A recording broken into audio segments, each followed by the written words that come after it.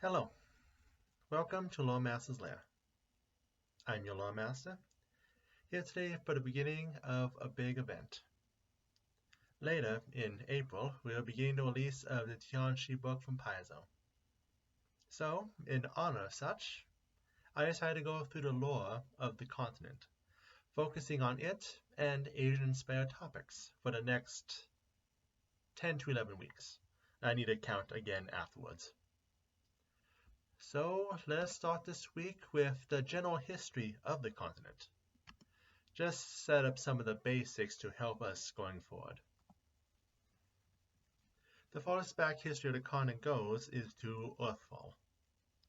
While a meteor strike did not affect the continent directly, being on the opposite side of the globe made it the epicenter of the geological consequences of it, resulting in an eruption of every volcano in the region, covering the sky in ash for millennia. Eventually, humanity did begin to rebuild, but this also brought clashes between them and the Nagaji empires, which had also existed in this land since the before time.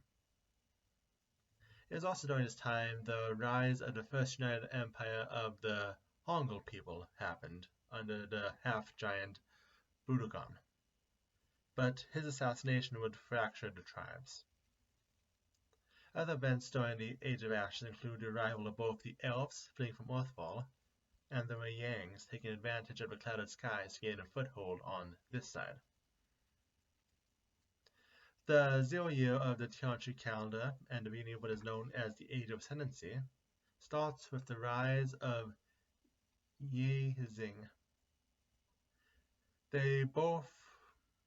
They would do great things like establish peace with the Nagaja in 1503 IC, that's the imperial calendar, help spread acupuncture starting in 2802 IC, and having the first tea ceremony performed in 5164 IC. But Yizing was not the only nation established. Celestials who ruled Tianjin would give their Anasaman descendants control in 98 IC.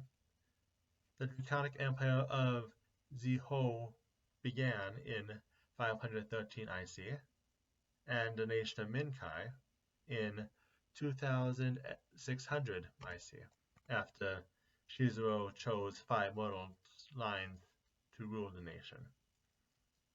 Chuyi and Bachuan were established as provinces in 2802 and 3089 IC respectively, and Goka became a trade hub starting in 2813 IC before being brought into the empire.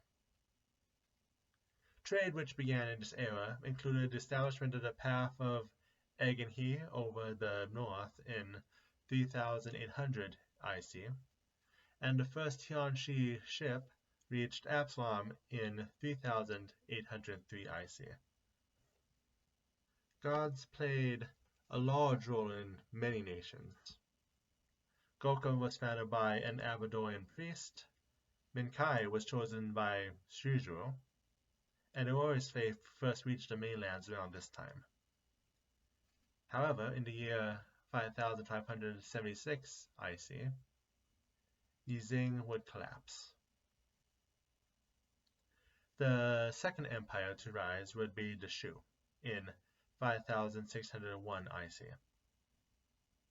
Of course, other nations would use the fall of Yizing to form or become independent, including the previously mentioned Bochan, as well as Hwagat and Datongma.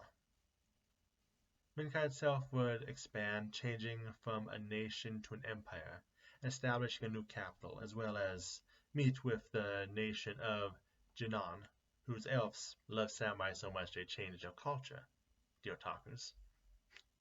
However, Shu itself did little but serve as a stabilizing force, and would in turn fall in 6536 IC. After 100 years, Longwu was able to establish itself by putting together 10 of the 16 provinces of Shu. Leng Wu would work to regain what Shu had lost, conquering the previously mentioned Bochan, Huangat, and the Tongma. It also formed other nations, well, provinces that would one day be nations, I should say, establishing Zuanlai as little more than a prison colony for Tengu. Elsewhere, in the nation of Minkai, the Golden League would be founded, and they managed to control the country's economy, both above board and below board, for 12 years before being banished, only to re-establish themselves in Goka. But in the year 7106 IC, Eredin died, which itself had little to no effect on Tian Xia, but need to be mentioned every time. However, coincidentally, that was the same year that Leng Wu officially fell and split into several successor states, a militaristic, a religious, and a traditional one, by the names of Lingshen, Quane, and Poli. The age of ascendancy was over, giving rise to the age of succession. Other provinces like Shenmen or Shokuo would themselves find independence, along with the other nations that previously mentioned Leng Wu had conquered. Hobgoblins would conquer 6 fighting states and establish a nation of Kaoling. Oni would take over Chuyi, and Taolins would establish Amamandal, which eventually brings us to the present day, or at least as everything was about 10 years ago. And that ends today's video. Again, it was just the basics today, giving a general feeling of the continent. It is next week where we start digging into everything, with, of course, a God video. See you then.